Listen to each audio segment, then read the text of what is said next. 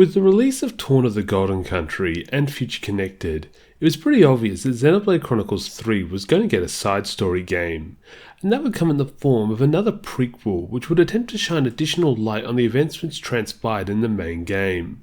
So without further ado, let's look back on 2023's Xenoblade Chronicles 3 Future Redeemed.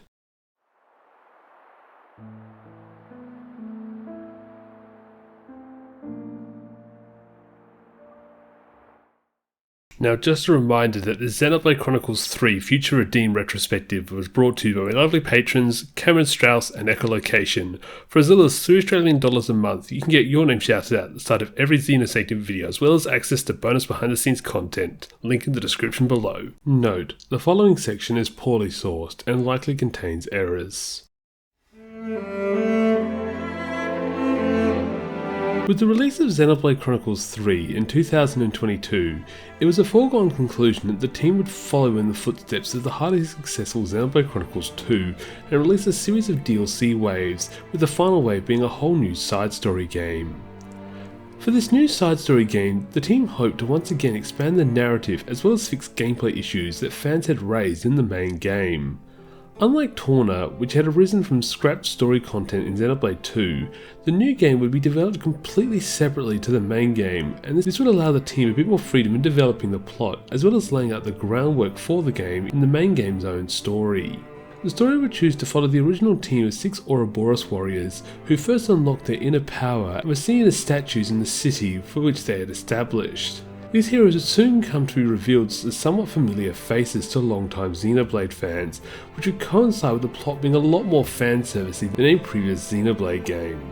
With the game being only accessible via DLC, the development team figured that only fans with experience of the past games would be playing it, thus it would be chock full of a lot of callbacks on a scale much greater than the base game had seen, which in some respects tried to be its own standalone game.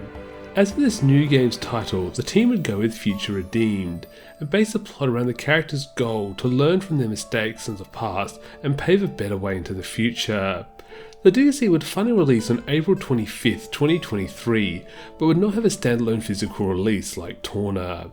Instead, the game was only playable through Xenoblade Chronicles 3 itself, which is a tad unfortunate for a collector like me, but either way, let's dive into the plot.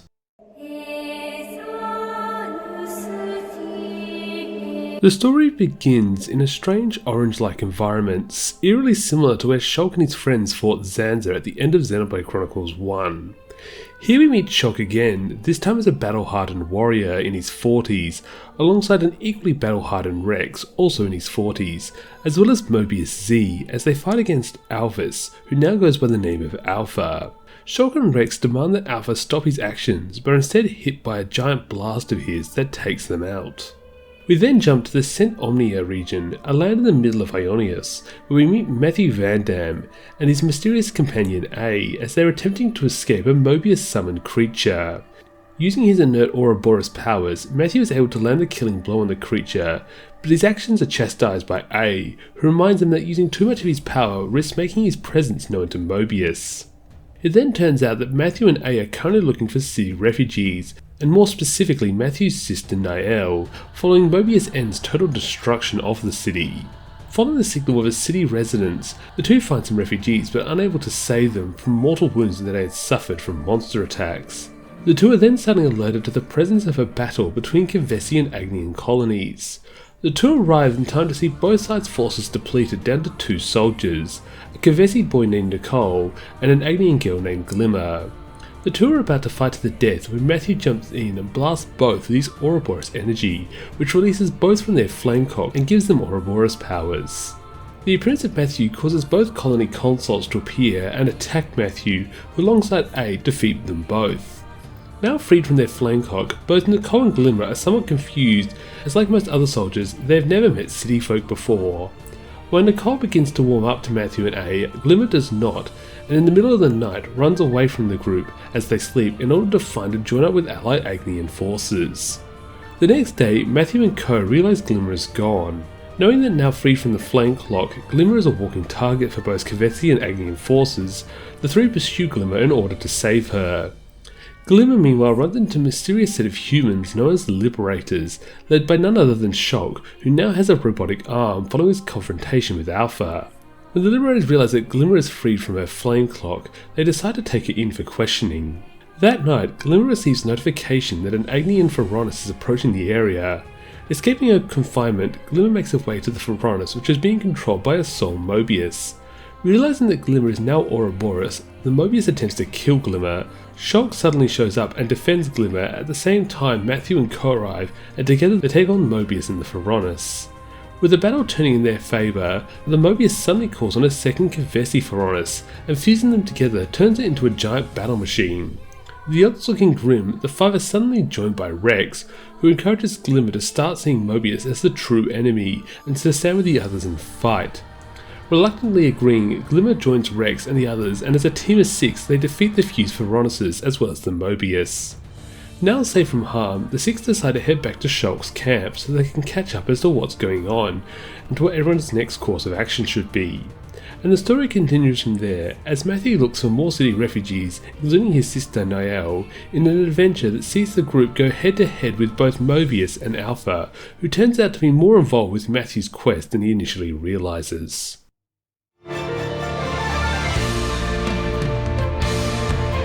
Unlike the past side games like Torna and Future Connected, which reuse past locations in Gomot and Alchemoth respectively, Future Redeems brings us only new locales in the Cent Omnia region. Well, kind of. Obviously, with this game still being set in the world of Ionios, the quote-unquote new locations are in fact places from the first 2 Xenoblade games merged together. Obviously, the highlight of these new locales is the return of Colony 9 from the original Xenoblade, now as a rundown overgrown town being used as a base for Shulk and Rex's Liberators. We also have the return of other classic locations from Prison Island to the Kingdom of Tantal, now merged into brand new environments. Exploring these regions has also become a lot more important thanks to the new affinity goals. Future Redeemed turns exploration into a character development tool thanks to affinity goals. These goals are now split into 6 categories, those being exploration, battle missions, affinity scenes, community, enemypedia and collectopedia. By completing goals in these 6 categories, you unlock affinity points or AP, which in turn can be used to unlock upgrades on the characters.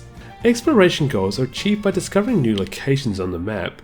Battle mission goals are achieved by invading the territories of certain monsters and wiping them all out. Affinity scene goals are done by finding affinity scenes located around the world and watching a short heart-to-heart between the party members. Community goals are achieved by talking with new characters you meet around the world and completing side quests for them. The enemypedia goals are achieved by defeating a certain number of enemies of each monster type that you encounter in the world. And finally, the collectopedia goals are achieved much like they were in the past game by donating found items into it. Now with AP, you have the opportunity to unlock new skills in the character's affinity growth chart. These charts contain 3 tiers, with initially only the first being unlocked. In each tier, you have the ability to use AP to purchase arts, skills and general stat buffs. You also have the ability to purchase upgrades for the arts and skills that you already have as well. Now as you will notice, a lot of your character's stuff will be locked, from the affinity growth tiers to secondary arts to even equipment slots. To unlock these additional slots, you'll need to find the corresponding unlock kits for each category. These can be found in chests as well as lying around on the ground. To help in finding these items, you can also use the new X-Reader. This device will ping when discoverable items and places on the map are close to you and will help you in finding them. The X-Reader can be upgraded to do a bunch more things, such as displaying enemy weaknesses and detection types.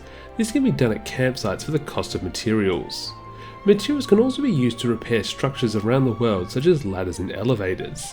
However, one of the most unique structures are the ether lamps. Setting these up running will display every feature on the map that has been resolved by the player, such as missing city refugees and monster territories that need to be invaded. And this brings us to the game's combat.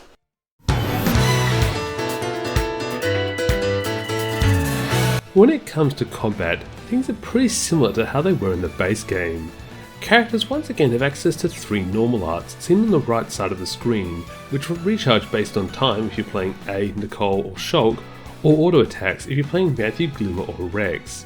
Meanwhile, on the other side of the screen, you now have the newly named Ouroboros powers. These arts work pretty much the same way as your master arts in the base game.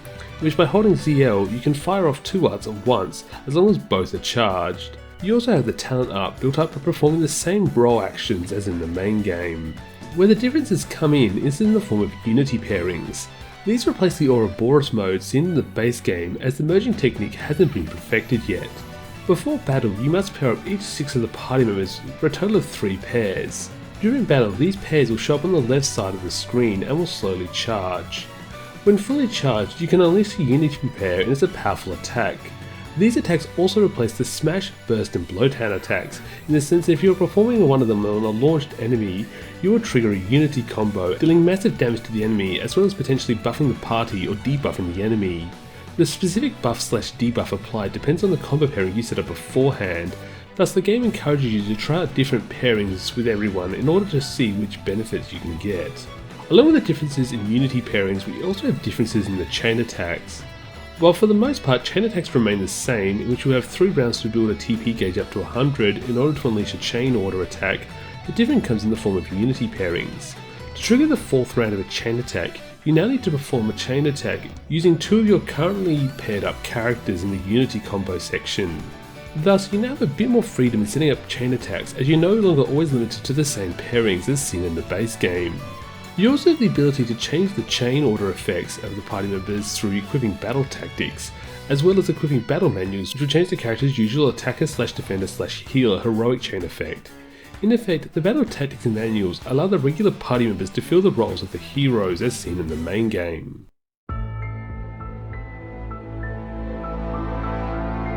Like with the main game, we once again have Yasunori Mitsuda returning to oversee the music, alongside his compatriots in Manami Kiyota, Mariam Abunasa, and the team at Ace Plus.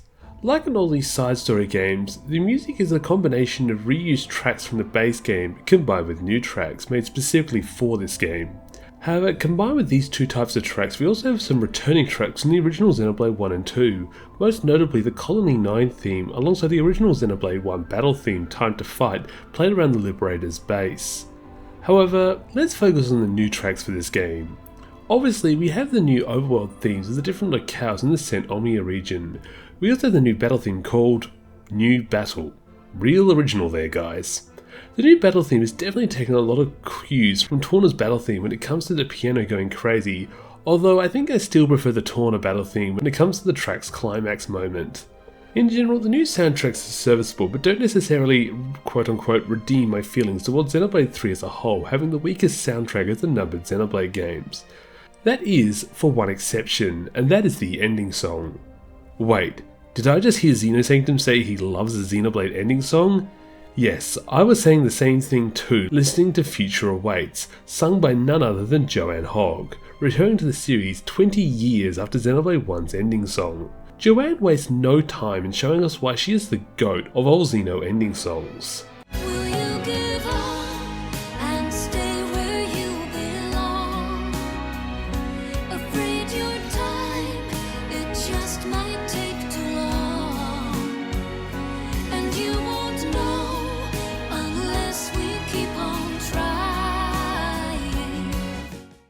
What's also nice is the end credits playing over footage of all the previous Xenoblade games, and the ending giving us a little teaser of what might be coming up next for the series.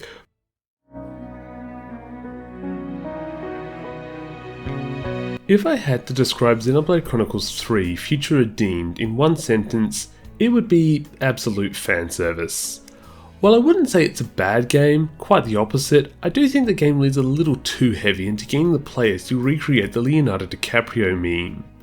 The fanservice is made even more annoying in how much it teases us connections to past games without coming out and saying it. Like when Shulk and Rex make it bloody obvious that Nicole and Glimmer are their respective kids, but won't say it because teasing it is so much more fun. If the game winked any harder, I think its right eye would still shut. Trying to move away from the ridiculous amount of fan service in this game, I do think Future Redeemed does somewhat stand up as yet another amazing Xenoblade Chronicles game. They really can't put a foot wrong with this series, can they?